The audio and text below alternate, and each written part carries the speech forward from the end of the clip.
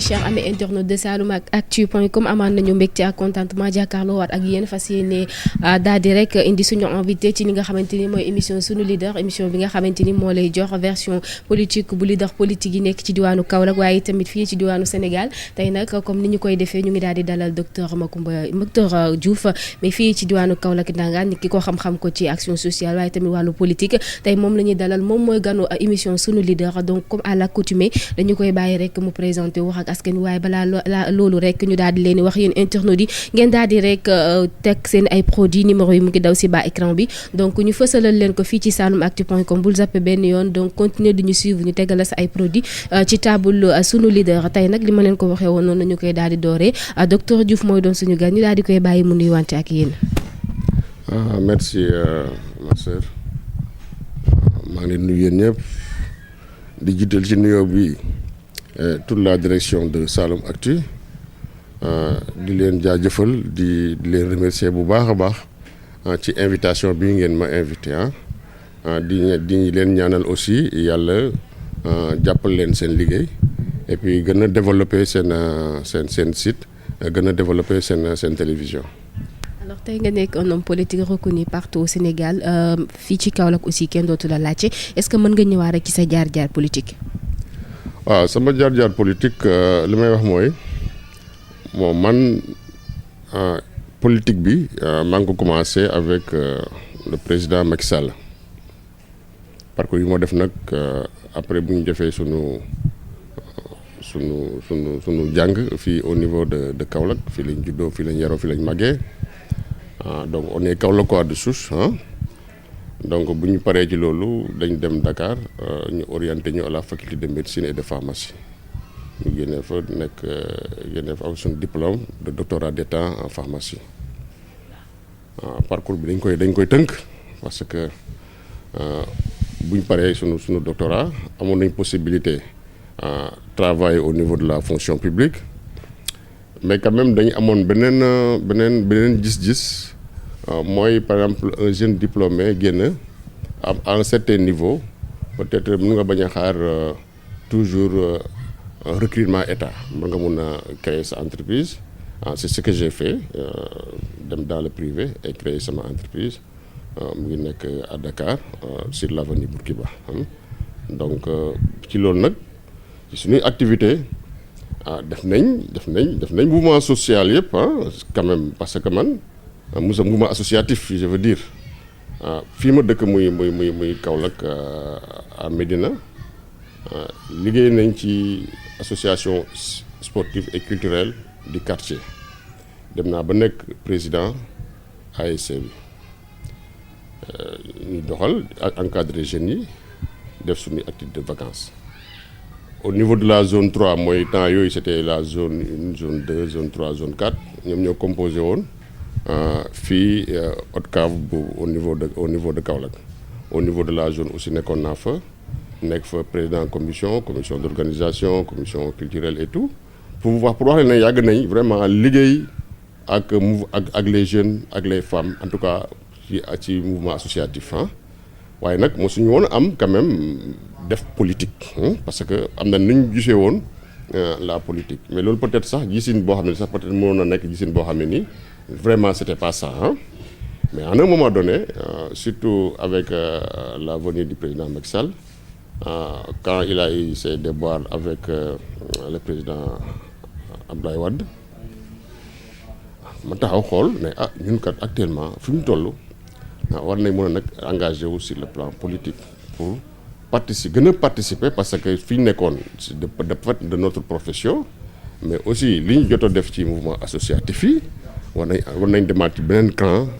dem sur le plan politique quand même gën a taxawal suñu askan gën a taxawal suñu réew mais loolu nag aussi bu mu demee ba am gis-gis boobu ki ma gisoon moo ko nga xam ne moom laa gis koo xam ne vraiment doyoon na ma ci la façon de faire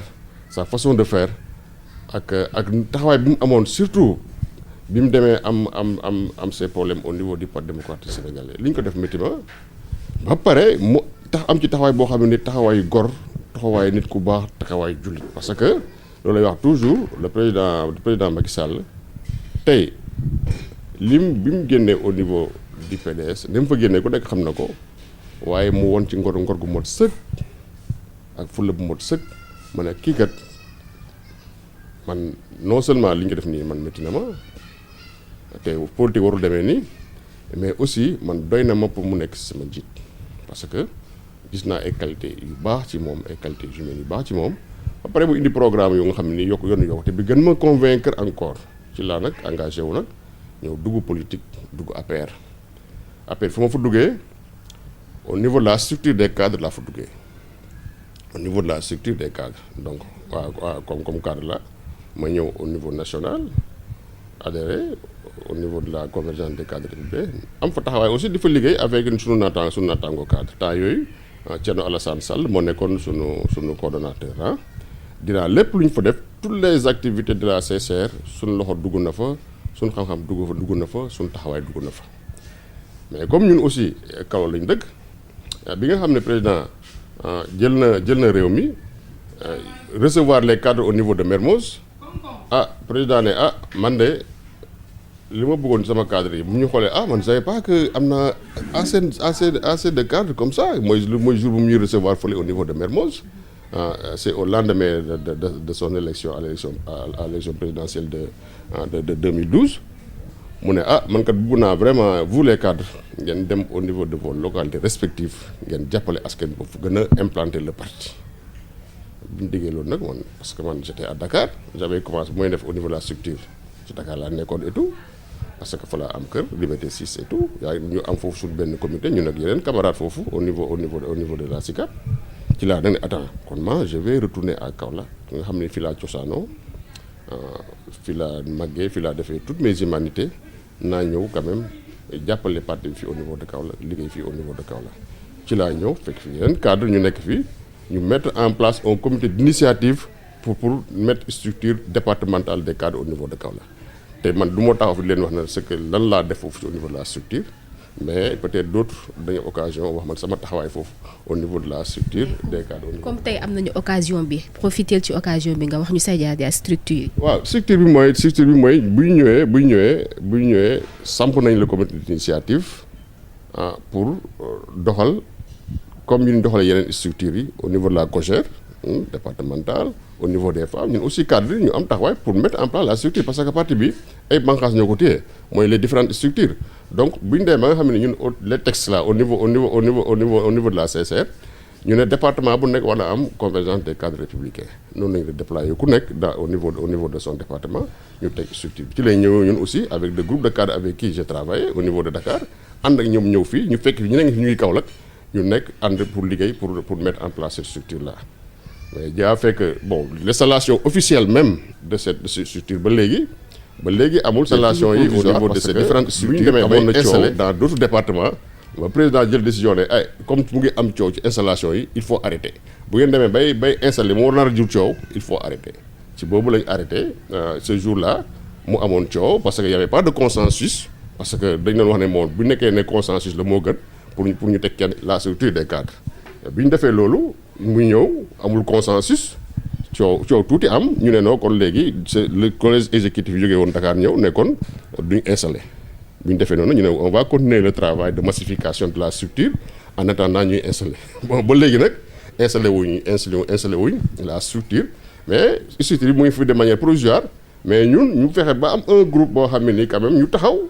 pour di animer la structure bien que c'est pas une installation officielle mais en tout cas ñu ngi animer structure ba nga xam ne bépp taxawaay boo xam ne cadre mu ngi koy taxaw au niveau du département au niveau du parti au niveau de Kaolack taxaw nañ ci organiser ay forum on fait ay panel au niveau des élections aussi vraiment taxaw nañ ci def dañ ci war en tant que def nañ ko sur le plan la communication ñoo yoroon communication dans les différentes campagnes électorales pour sensibiliser les populations loolu yëpp def nañ ko mais à un moment donné nag aussi ñu demaat ci beneen camp parce que aussi président lu ñuy wax c'est-à-dire da nga nekk cadre aussi mais aussi nga am cadre boo xam ne da nga nekk cadre ba pare di liggéey au niveau de la base c'est ce qu'on a fait bu ñu ñëwee encore ñu demaat beneen camp c'est am nañ on est cadre mais aussi war nañ am travail au niveau de la base ba nga xam ne ni gën a jege population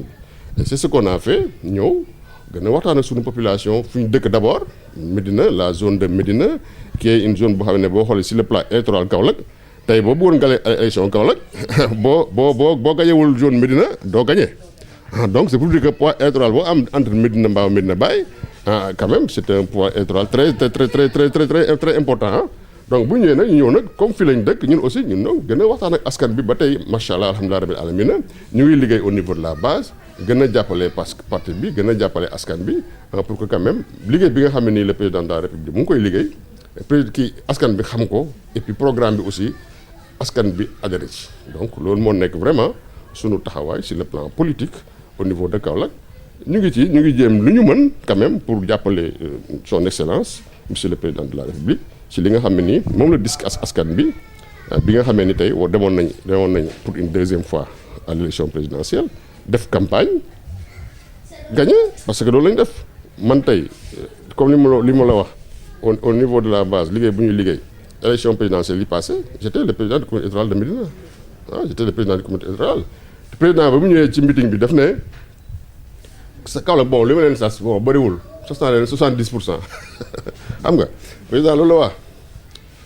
man bu may ñëw fii au niveau de la zone en tant que président comité électoral dama ne président 70 la ñu sas mais man dama ne noonu nañ dem 99 wala 100% au niveau de notre zone ci campagne bi yëpp ñun campagne bi ñu def fii yëpp loolu lañ def fépp fu ñu dem rek te débat yi ñu doon def porte à porte yi ñu doon def yëpp dañuy wax ne lu ñu bëgg tey ñun au niveau de notre comité électoral ñu dépassé l'objectif de 70% yi nga xam ne ni président moom la ñu sas yàlla def ci jàmm bu ñu génnee ci élection yi am nañ fii au moins au niveau de Médina fii suñu centre bi ñu nekkoon fii on a plus de 70% donc on a atteint notre objectif ñu gagné élection yi parce que aussi programme bi dafa nekkoon programme bu neex a expliquer population yi parce que programme boo xam ne ni lépp dafay dem ci askan bi lépp dafay dem ci développement programme boobu moom le président Macky Sall nekkoon le meilleur programme ba pare aussi amoon un bilan vraiment largement positif le bilan du premier septennat quand même nekkoon na bilan boo xam ne nii vraiment le plan d'action prioritaire lépp lu ñu ci def ci infrastructure ak site social maanaam la mise en place de la CMI les bourses sociales la construction d'infrastructures de tout bord lépp président def ko mu nekkoon bilan boo xam dafa positif sénégalais yi bu ñu demee campagne ñu gën leen ko woon ñu gën ko gis adhéré ci encore tegaat beneen programme boo xam ne ni kam moo ñuy yóbbu ëllëg mooy liggéeyal ëllëg bi mu ñuy dem fi 2023 2024 Sénégal yi adhéré que ñu élire ko à plus de 65%. Donc loolu lañ def sur le plan politique ba pare kon ne aussi nag di ko jàppale parce que loolu la di nga ko fal ci programme liggéeyal ëllëg bi léegi nag ñu ngi continuer encore di gën ko jàppale ci politique bi muy def parce que c'est vrai que les conditions maintenant économiques c'est très difficile au niveau mondial avec l'avènement de cette pandémie là mais nag quand même le Sénégal tient le bon bout ñu ngi ñefe ñu ngi fay salaire yi nit ñaa ngi dem ak ñëw donc loolu vraiment ñu ngi féliciter le président ci loolu nag ma profiter aussi pour ci occasion boobu ci li ma ñëw toujours wax ci pandémie bi tuuti nekkoon suñu question bi.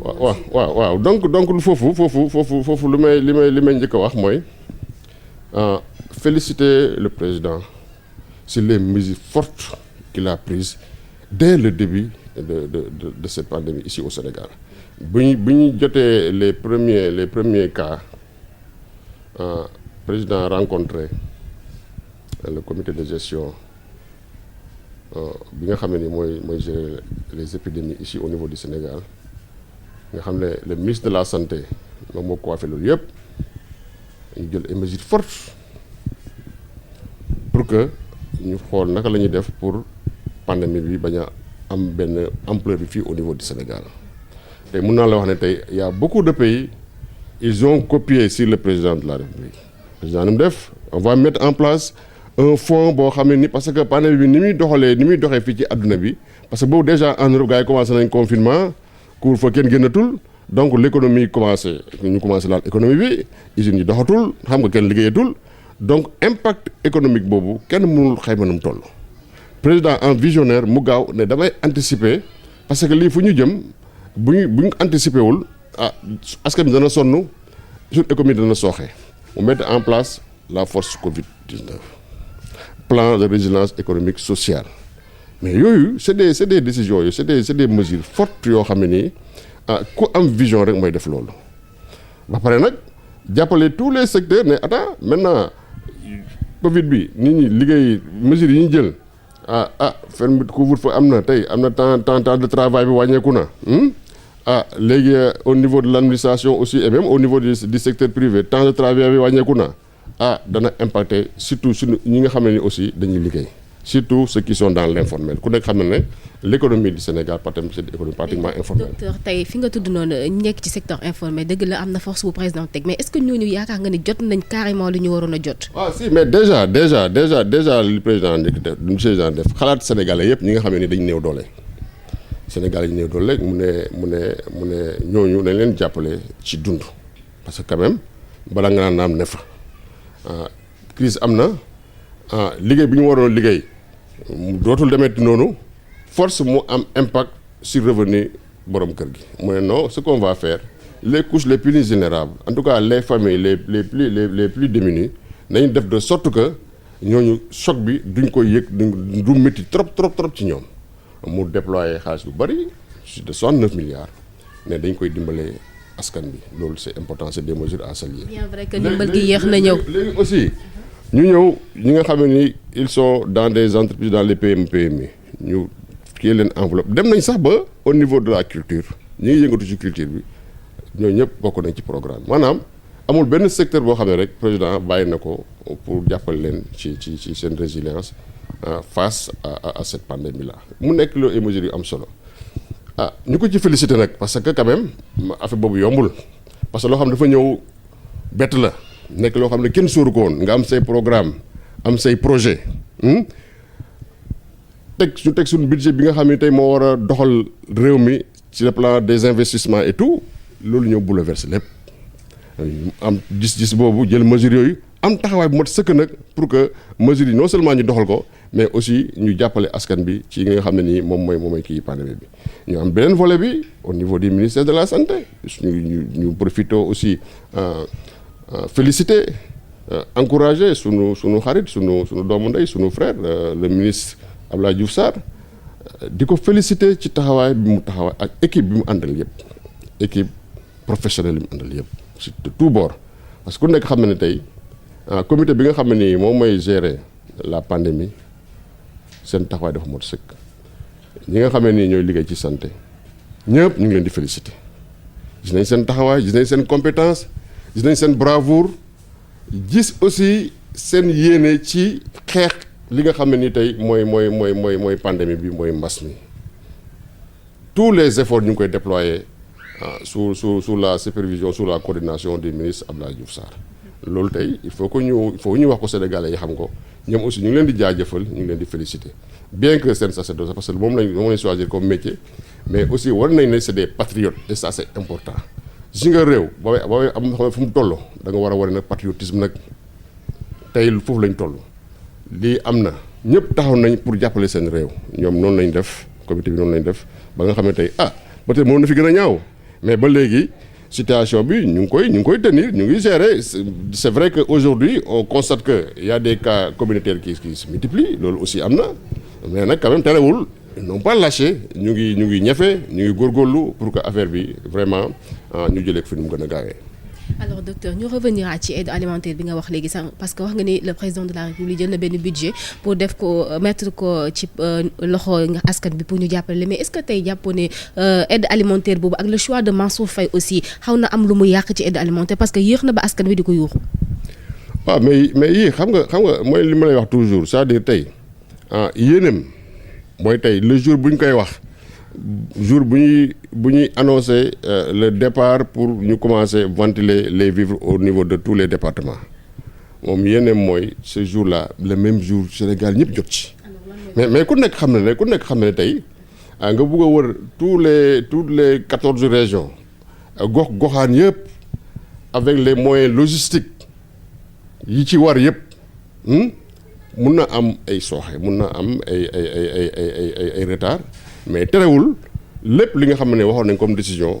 li war a dem yëpp ci askan bi incha allah dana egg ci askan bi et ça c'est le plus important yooyu aussi c'est des quoi yi nga xam ne ni qui peuvent arriver parce que aussi lu ñuy wax mooy matale moom yàlla rek moo ko mën mais volonté bi ak fugg bi bëgg en tout cas bëgg bi ba nga xam ne ni yow li nga teg pour que mu dem ci sa askan def nga ko te loolu moo nekk ci yow loolu rek déjà moo ëpp solo mais tey tous les bénéficiaires danañ jot seen vivre jot ko ci anam bu gën a rafetee pour soulager leen loolu moom vraiment loolu la président joxe comme directive loolu la jël comme décision te nit ñi sur le terrain ñu ngi ci ba aujourd'hui ba partout au Sénégal camion yaa ngi dem ñu ngi joxe ces vivres là. alors tey ñu gis yéen nga xam ne yow docteur nga tey mën nga mieux placé pour wax ci côté boobu fii Covid bi toll le président de la République et son gouvernement jël benn dogal def ay assouplissement yoo xam ne risque la pour askan bi est-ce que jàppoon na aussi dafa bàyyi askan bi ak boppam face à cette pandémie wala ñàkk mën la. non pas du ñàkk mën parce que crise bi c'est une crise sanitaire la boo xam ne ni tey mu am yeneen effet yeneen impact yeneen secteur sur le secteur du transport sur le secteur de l'économie commerce bi dans l'industrie maanaam amul tous les secteurs yi nga xam ne rek Covid bi laalu ko mesures yi ñu jël aussi c'est des mesures pour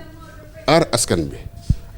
bi mooy fexe ba nga xam ne les mesures barrières yi nga xam ne moom lay waa ko docteur wax ñu respecté ko mooy lan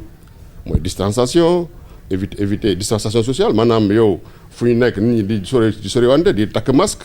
nit ñi aussi di raxas seen loxo bu mu set respecter toutes ces mesures yi nga xam ne ni moom la waa kër docteur wax bi nga xam ne ni def na ko mu ne kon nag rassemblement fépp foo xam ne war day am rassemblement rek war nañ ko éviter ñu ci lañ jëlee décision ne nañ éviter rassemblement yi mosquée yi béréb yu nga xam ne dañu am rassemblement yëpp ñu arrêté ko ñi nga ay xew ay ngénte ay céer yooyu yëpp nga xam ne dafay dajale ay nit ñu éviter ko pour rek ba nit ñi di dajaloo di wàllante feebar bi couvre-feu bi aussi la même chose ñu ne am na activité yoo xam ne kat peut-être qui peut se faire à partir de certaines heures aussi yooyu nañ fexe ba nga xam ne bu ñu tey couvre-feu bi activité yi dana mun te loolu dana participer ci kii bi ci lutte bi déplacement yi aussi la même chose parce que ku nekk xam ne pandémie bi au début dafa amoon 2 zones yi nga xam ne nii moo fa ëppoon mais c'était la zone de Touba et la zone de Dakar donc il faut que ñu fexe ba nga xam ne nag am na région yoo xam ne au début amutoon benn cas mais loolu lu koy aar nag mooy ñu fexe ba nga xam ne déplacement du am zones yi nga xam ne ni déjà am nañ fa nit du jógee foofu ne mu ngi dem feneen parce que bu demee mun nañ wàll c'est comme ni ñu fermé woon les frontières comme foofu frontière ak aérienne yi ba nga xam ne nit di jógee woon Europe parce que fa lañ ko jëlee woon parce que gars yi dañ jógee voyage ñëw indi ko mu nekk des cas importés bu ñu ko tëjee ñu ne tëj nañ maintenant les frontières ba nga xam ne ni dootuñ mën a am cas importé mais aussi au niveau national aussi ñu fexe ba nga xam ne nii li nga xam ne déjà am na au niveau de Dakar au niveau de Touba bu mu génnaat di dem au niveau des autres régions ñu tëj dem bëgg dëkk bi te loolu c'était des mesures yoo xam ne ni pour aar sénégalais et c'est important boo xoolee bu ñu jëlee mesures yooyu la plupart des autres zones yi nga xam ne ni wàll nañ leen gars dañuy jaar bañ a respecter ces mesures là jaar par des voies de contournement dem ba egg seen dëkk yooyu ba wàll leen boo xoolee c'est le cas de Tivaouane c'est le cas de Sédhiou des gens yi nga xam ne dañoo jóge ci zone yoo xam ne c'est des zones où il y avait la maladie mais dem yóbbu fa feebar bi xam nga mais bu ñu respecté woon ces mesures là peut-être dana am région yu bëri yoo xam ne nii tey du fa pour dire que mesures yi président jël vraiment c'était des mesures fortes et mesures yoo xam ne mesures yu baax la mais nag aussi on doit continuer à vivre ça aussi il faut le dire tey li ma la waxoon léegi ne ñun dañu am une économie informelle tey la plupart des Sénégalais dañuy xëy dem seen place bu ñuy liggéey pour am seen dépense ëllëg n'est-ce pas imaginez nga ne leen maintenant léegi heure bi ngeen doon liggéey wàññi nañ ko léegi déplacement yi man peut-être man léegi dama doon jógee fii damay jógee Dakar dem Kédougou yow fa ay marchandises nangam ça je ne peux plus le faire bon léegi ça va impacter sur mes revenus te boobaa peut-être dana soxe ci sama dund loolu nag bu bëggee yàgg mais dafay métti encore dafa indi beneen crise muy une crise économique est-ce que vous voyez par exemple boobaa tey dootuñu waxti feebar bi mais nit ñi lu ñuy dundee la ñuy wax parce que lu mu wax lii mooy balaa ngaa naan ne fa tey balaa ngaa mun def lenn aussi c'est vrai que la santé mënoo def lenn te amuloo santé mais aussi mënuloo def lenn aussi te lekkuloo naanuloo donc bi ñu gisee ne vraiment sénégalais ñu ngi commencé parce que président aussi mais dafay déglu les sénégalais daf leen di déglu ñoom aussi ci lépp lu mu jël rek non seulement daf leen ciy sóor mais aussi au retour dafay déglu aussi les sénégalais par rapport à ces mesures là ñoom aussi lan la ci président lan la ci sénégalais yi yëg parce que ñoom ñoo ko fi teg bu mu demee ba sant ne aussi sénégalais yi gis nañ ne ñoom aussi ñu ngi commencé di wax vraiment affaire mu ngi commencé métti ci ñoom affaire baa nga bëgg indi une autre crise mooy na attends parce que le virus aussi kenn xamul même fa mu jógee au niveau de la Chine parce que aussi Chine ñu ngi wax naan peut-être sax mën nañu amaat une deuxième attaque de la pandémie du virus yaa ngi dégg au niveau de l'Europe au niveau des autres pays hyper développés nga xam ne tey ñoom peut-être bu dee problème de moyens rek ñoo ñu ëpp moyen ñoom ba léegi maîtriser wuñ vraiment comment dire cette pandémie là donc mënuñ xam exactement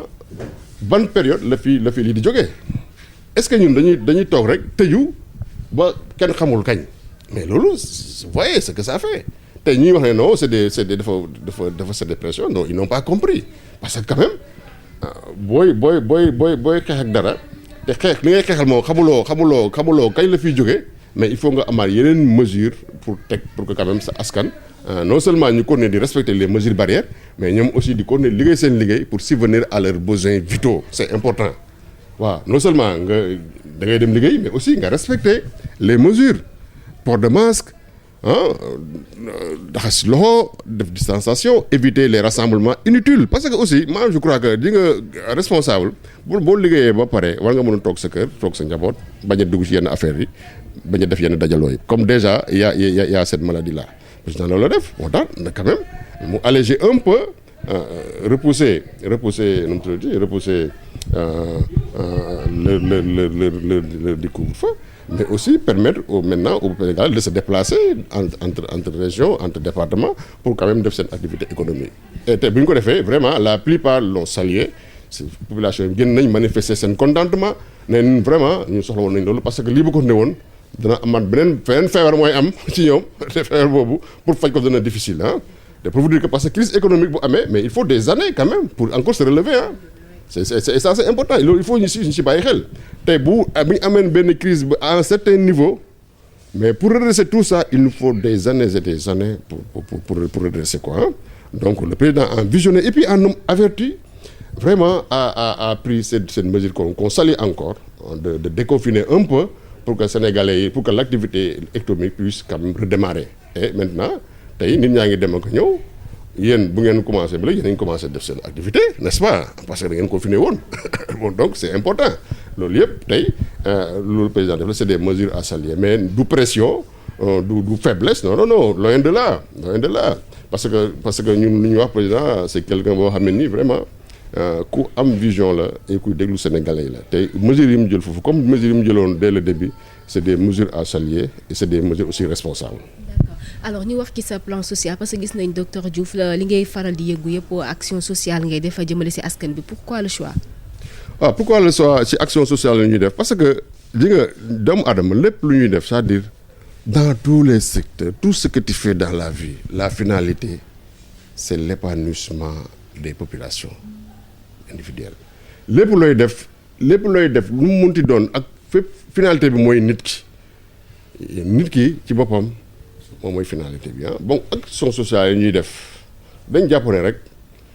nous sommes des Sénégalais yàlla def na ñu am un certain niveau d'étude yàlla def na wërsëgal ñu as tuut boo xam ne nii ñu ngi ciy sant yàlla war nañ ci mën a jàppale doomu aadama yi nga xam ne nii seen loxo jotul seen gannaaw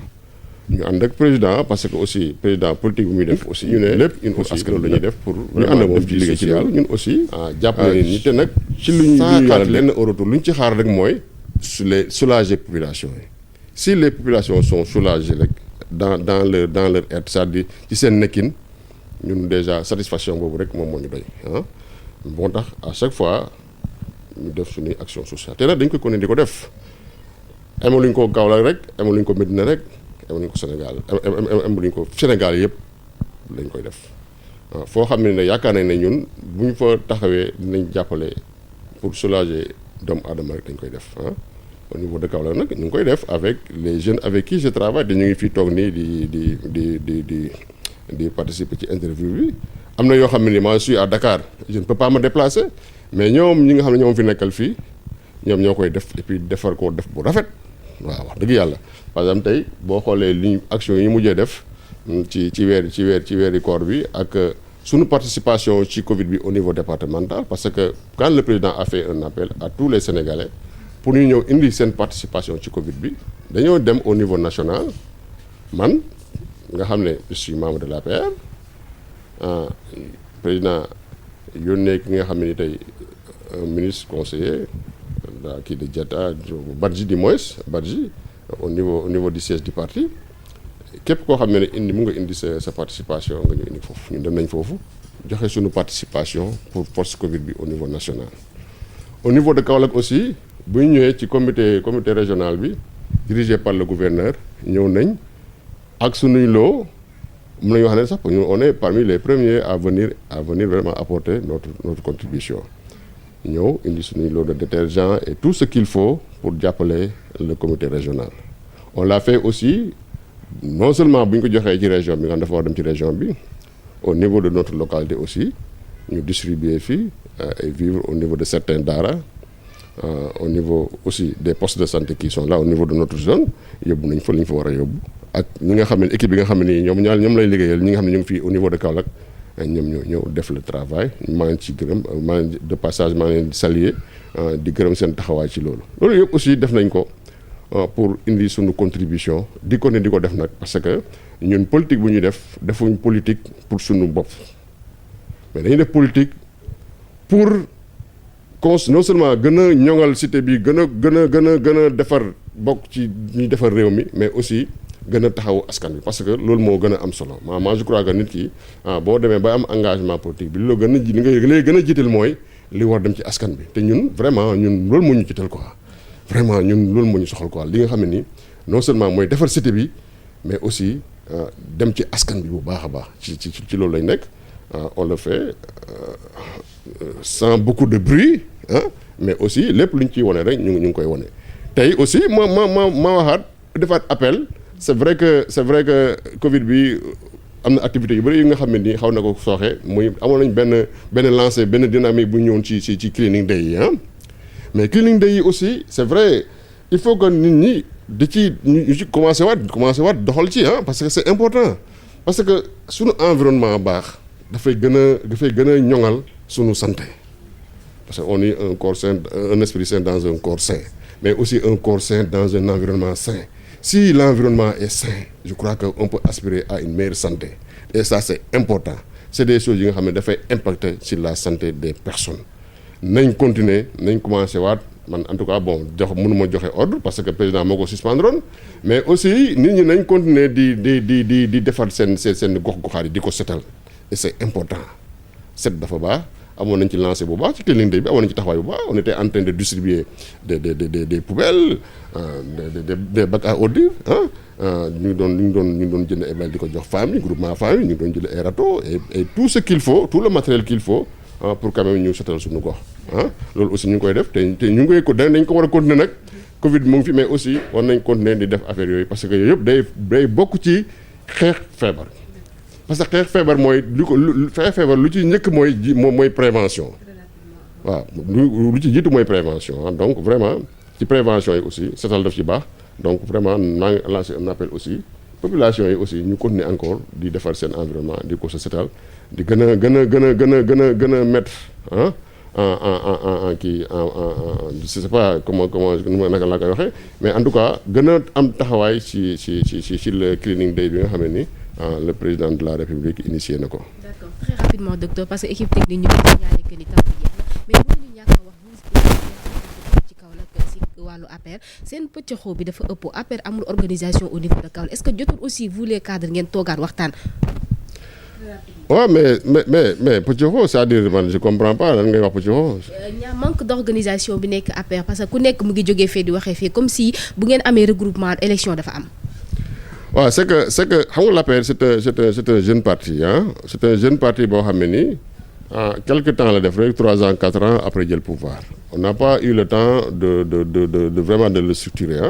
loolu am na c'est vrai que am na problème structuration au niveau de toutes les zones, de tous les départements, de toutes les régions quand même. Il n'y a pas une structuration verticale au niveau de l'APR. Mais aussi c'est un parti organisé